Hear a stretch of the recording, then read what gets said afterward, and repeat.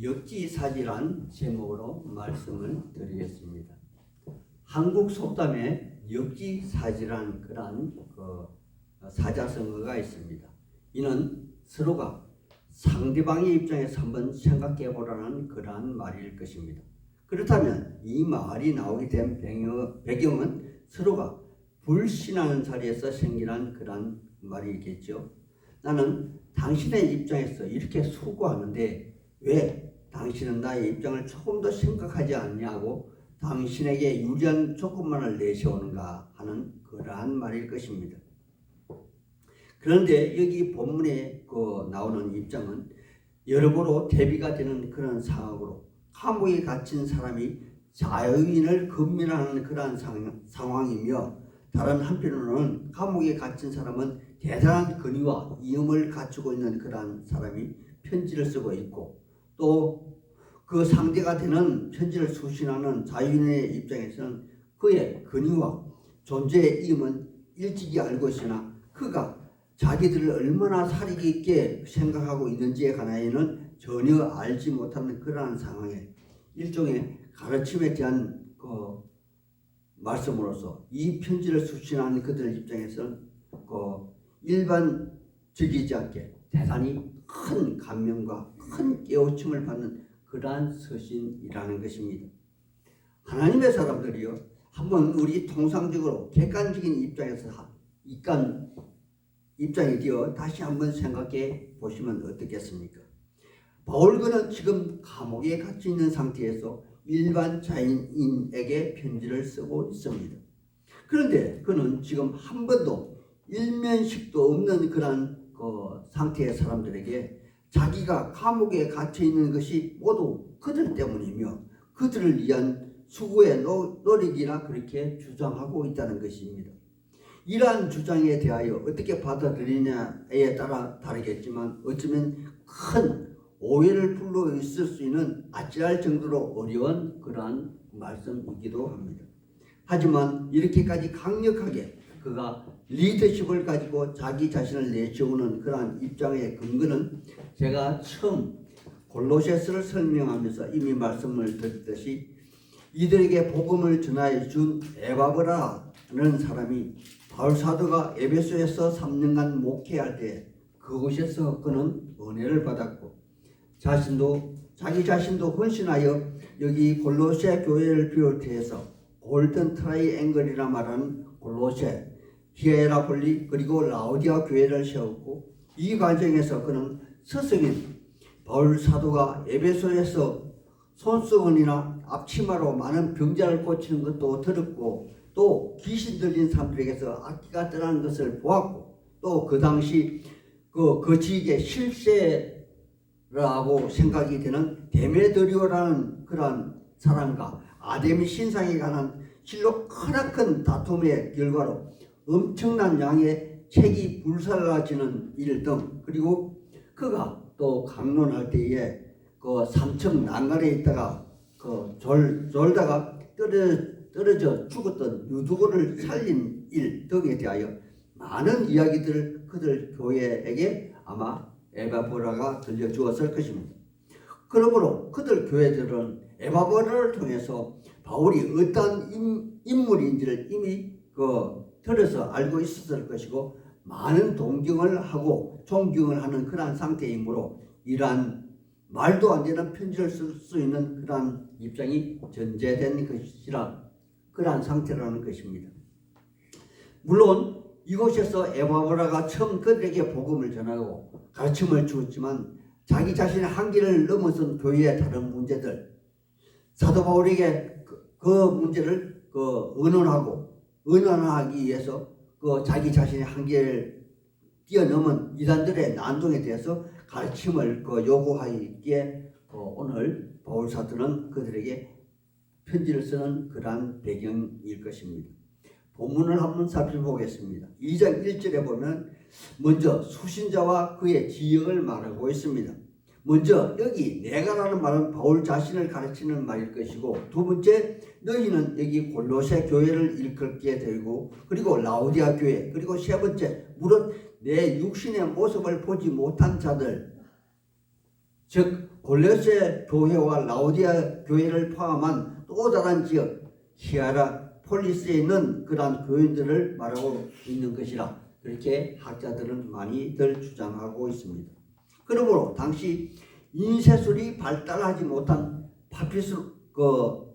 파피루스나 양피지에 기록한 서신은 굉장히 돈이 많이 들어가는 그런 작업이므로 오늘 여기 골로새서도 다른 서신들과 같이 여기 세 지역 모두에게 돌아가면서 읽게 하는 해람 서신으로 사용되었다는 것입니다. 따라서 복음을 전하여 주었고 또 문제의 근원에 대하여 바울사도에게 문의를 했던 에바브라를 통해서 바울사도는 심도 있게 그의 내면의 마음을 전하고 있는 모습이 오늘 편지 내용입니다. 내가 너희를 위하여 얼마나 애쓰고 힘쓰는지를 너희가 알기를 원한다 라고 말입니다. 아마도 진심을 담은 이 말 한마디에 그들은 큰 울림을 받았을 것이고 이 세 지역의 교인들에게는 커다란 위안이 되고 힘이 되었을 것입니다. 왜냐하면 그들에게는 익히 그들이 전에 들은 사실에 대하여 많은 동경을 가지고 있을 것인데 더욱이 예상도 못한 상태에서 상상하지 못할 큰 위험을 가진 바울사도가 직접 그들을 걱정하고 위로하고 있다는 그 사실을 전에 듣고 받았기 때문일 것입니다. 그런데 누구보다도 그 사실에 대하여 자기 자신이 자신을 가진 바울은 2절에 그들로 하여금 나의 위로가 이안이 되어 서로 사랑 안에서 분쟁이 없이 연합하기를 원한다. 그렇게 자신 있게 말하고 있다는 것입니다.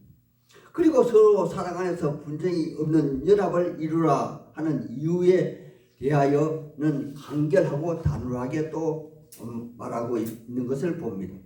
그 이유는 다름 아닌 지금까지 숨겨져 내려온 하나님의 비밀인 예수를 깊이 깨달아 알기에 되기 때문일 것입니다. 아마 여기 골로새 그 교회는 많은 철학과 다음 시간에 하겠지만 그 이단 사상이 들어와 있었다는 것입니다. 하나님의 사람들이여 여기 골로새서 1장 15절에 그리스도 예수는 하나님의 형상이라 그렇게 직접적으로 앞전에 말씀을 하고 있는 것을 우리는 압니다.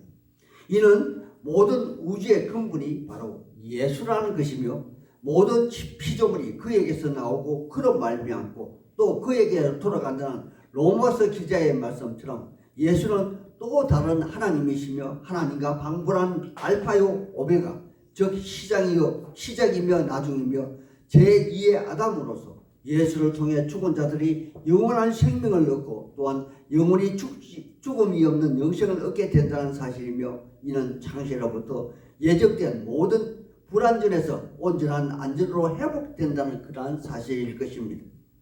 때문에 사도 바울은 3절에서 보다 높은 차원에서 그 안에는 지혜와 지식의 모든 보화가 감추어져 있다고 그렇게 말을 하고 있는 것입니다. 하나님의 사람들이요 우리의 예수님은 감추어진 천국 보화에 대해서 그는 직접 마태복음 13장에서 이러한 예로 말씀하신 적이 있습니다. 천국은 마치 밭에 감추어진 보화와 같으니 사람이 이를 발견한 후에 숨겨두고 기뻐하며 돌아가서 자기의 모든 소유를 다 팔아서 그 밭을 사느니라. 또 다른 비유로 진주를 구하는 자가 극히 좋은 상급 진주를 발견하고 자기의 모든 소유를 다 팔아서 그 진주를 산다는 그러한 말씀도 있습니다.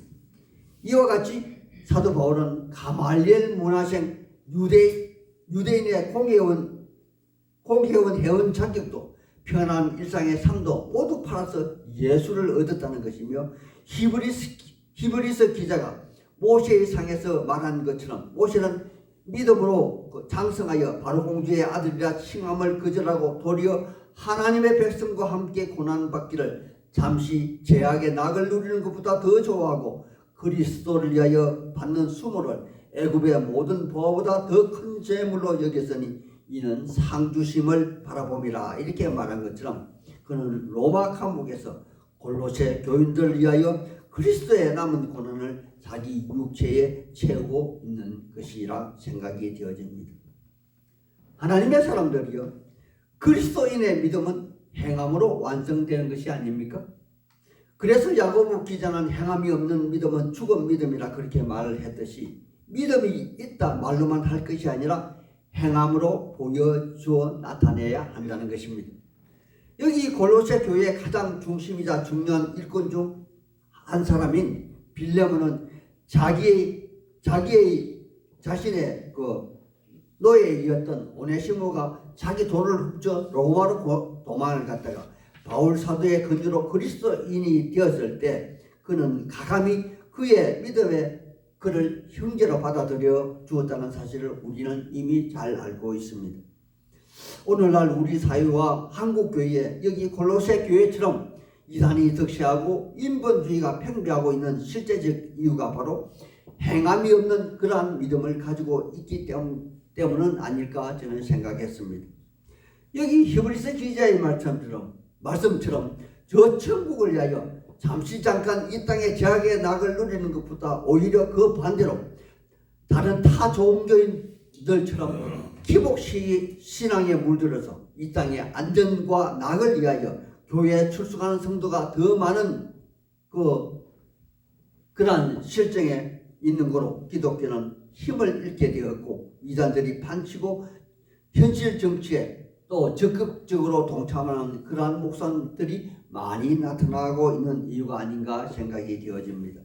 심지어는 지각 있는 선각자들은 예수 없는 예수교를 말하며 한탄하고 있고 짝퉁 목사들은 교회 부흥을 위해서 점장이를 찾아간다는 그런 소문이 나돌며 현역 목사님 입에서 영성으로 목회하기보다는 지식으로 목회해야 오래 간다고들까지 그렇게 주장하고 있는 것으로 보미 그런 주장이 나오고 있다는 것이며 또한 소명보다는 직업으로 목회하는 목사님들이 많다는 사실에 우리는 경각심을 가져야 할 것입니다.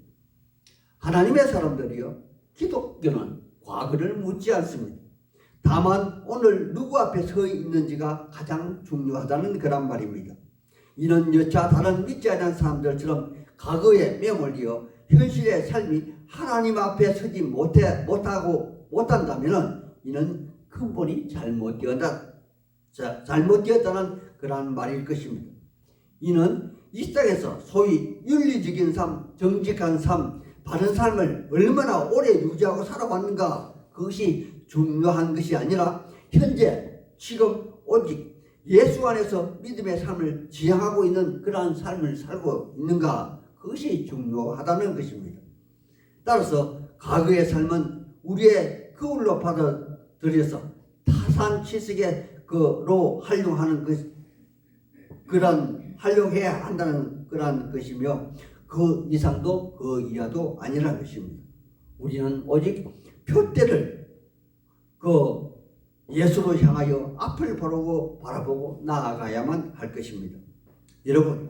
여러분이 진정 보화를 발견했다면, 진정 진주를 발견했다면 다른 모든 어떤 것보다도 우선하여 귀하게 여기고 존귀하게 보존하고 보호해야 할 것이 아닙니까?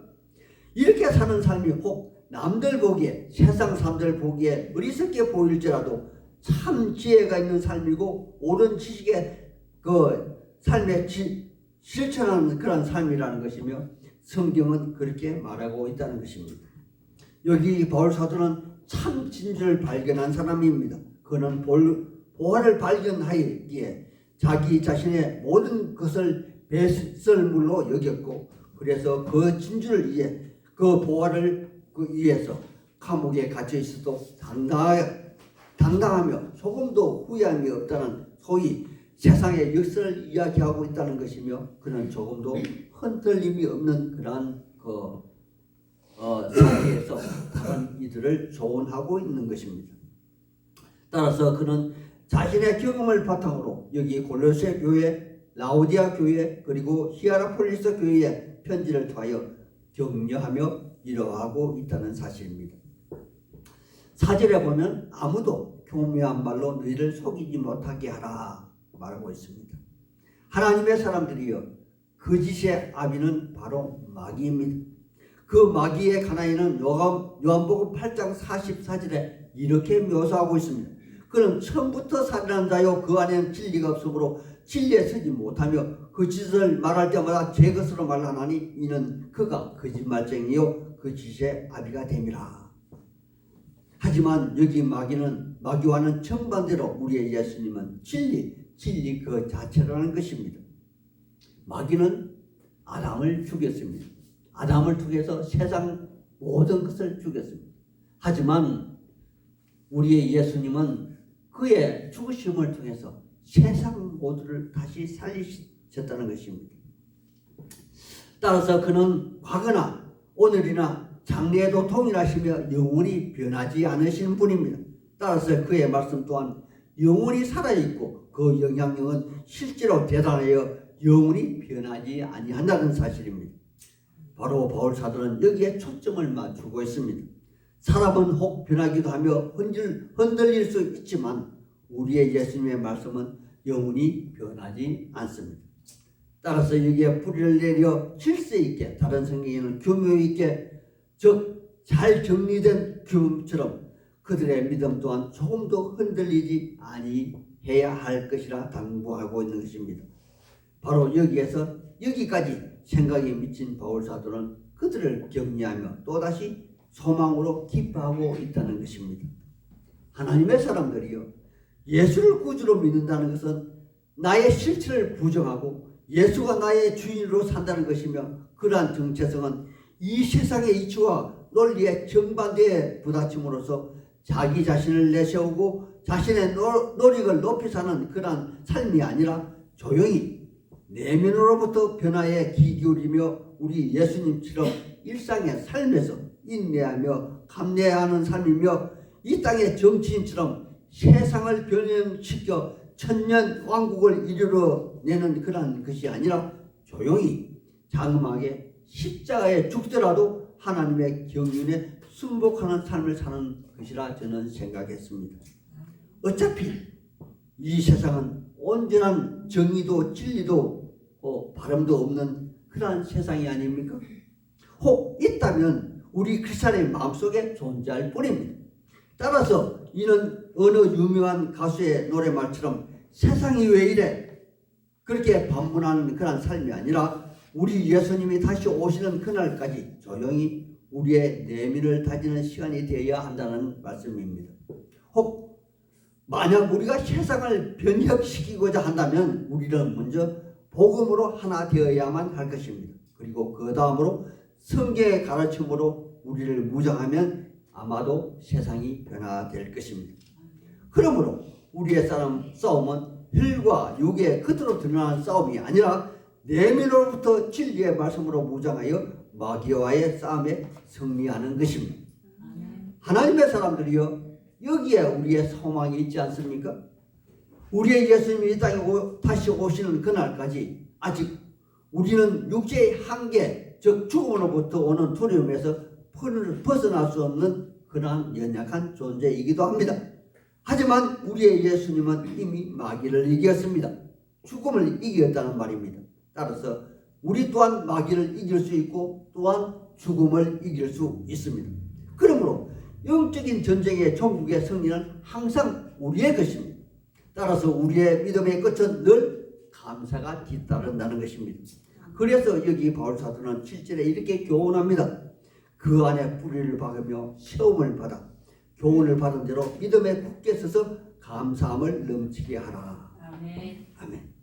하나님의 사람들이에요.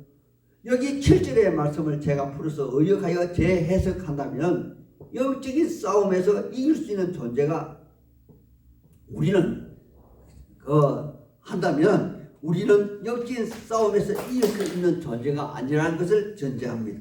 하지만 우리의 예수님이 이미 모든 그 마귀와의 전쟁에서 이기셨기에 그분을 믿는 믿음 안에서 우리는 이기는 삶을 살 수가 있다는 것입니다. 아멘. 그러므로 우리는 당연히 감사를 표해야 한다는 것이며, 감사하는 삶을 사는 것이 믿음의 삶이며 또한 정상적인 삶이라 그렇게 살아야 됩니다. 따라서 아무리 이 땅의 삶이 피폐하다 할지라도 우리는 감사하는 자세를 잊지 말아야 한다는 것이며 이 삶이 지극히 정상적이며 순리적이고 아름다운 그러한 삶일 것입니다. 이러한 믿음을 가지시기를 우리 예수님 이름 받들어 소망하고 축복하는 바입니다. 아멘. 아멘.